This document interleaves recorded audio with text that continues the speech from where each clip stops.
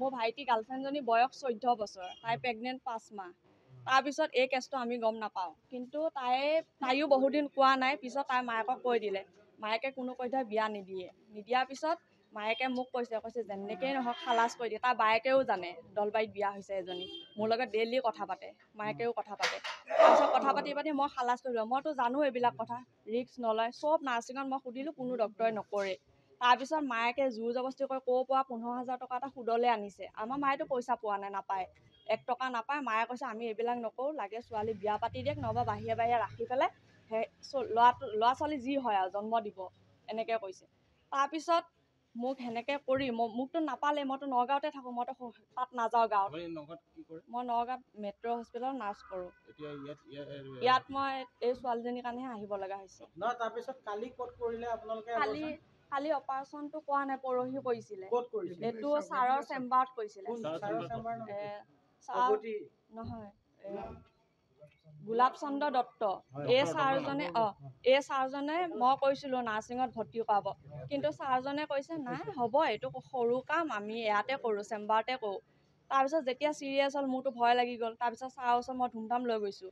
লৈ যোৱাৰ লগতে ছাৰে গাড়ীত নিজে ভৰাই লৈ নাৰ্ছিঙত ভৰ্তি কৰাইছে। ভৰ্তি কৰাৰ পিছত তেতিয়া চেম্বাৰটো পানীগাঁও চাৰিআলি সেইফালে ঘৰতে আছে, সেইখিনিতে আছে। তাৰপিছত ইয়াত যেতিয়া চিৰিয়াছ হৈছে, BP নাই, অক্সিজেন নাই, ব্লাড নাই। মই কিন্তু বহুত দৌৰি ফুৰিছোঁ ব্লাডৰ কাৰণে, 3টামান ব্লাড মই যোগাৰ কৰিলোঁ অলৰেডি। এইফালে ট্ৰিটমেণ্ট চলি আছে। ছাৰেতো বাৰে চাই আছে, গম পাইছে ছোৱালীজনী ব্লাড নাই। ব্লাডটো বাৰু আমি কালেক্ট কৰিছোঁ, BP নাই, অক্সিজেন নাই। ICU দিব পাৰে বা কিবা এটা ভাল ট্ৰিটমেণ্ট কৰক, কিন্তু ছাৰে সেইখিনি কৰা নাই, গুৰুত্বই নিদিলে ছোৱালীজনীক। এইটো এতিয়া ডক্টৰৰ গাফিলতি আৰু সিহঁতৰ মাকহঁতে জোৰ কৰিছে মোক, আৰু অলপ মোৰো ভুল আছে, মই শুনিবই নালাগিছিল।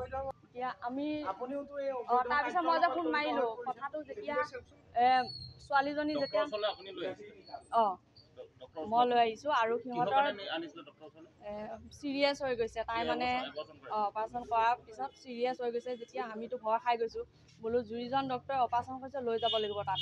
তাৰপিছত ধুমধাম লৈ আহিলোঁ। সিহঁতৰ মোমায়েকৰ ছোৱালী এজনীও আছে মোৰ লগত। তাৰপিছত দুইজনীয়ে লৈ আহিছোঁ। তাৰপিছত ইয়াত ছাৰে ইমান ভালকৈ হেৰি নকৰিলে। ছোৱালীজনীৰ ঘৰ আমাৰ গাঁৱতে, সৰু চুকাবাহা। মই ডক্টৰক ফোন মাৰিছোঁ।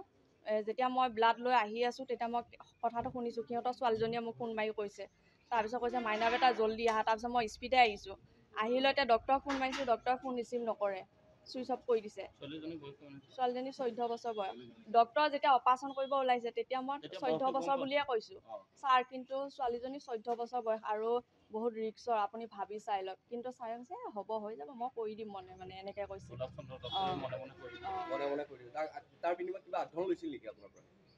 পইচা লৈছে সিহঁতৰ ঘৰৰ পৰা, যিটো 15,000 টকা মায়েকে দি পঠাইছে, সেই 15,000 গোটেইটো লৈছে। গোলাপ চন্দ্ৰ দত্ত, 15,000।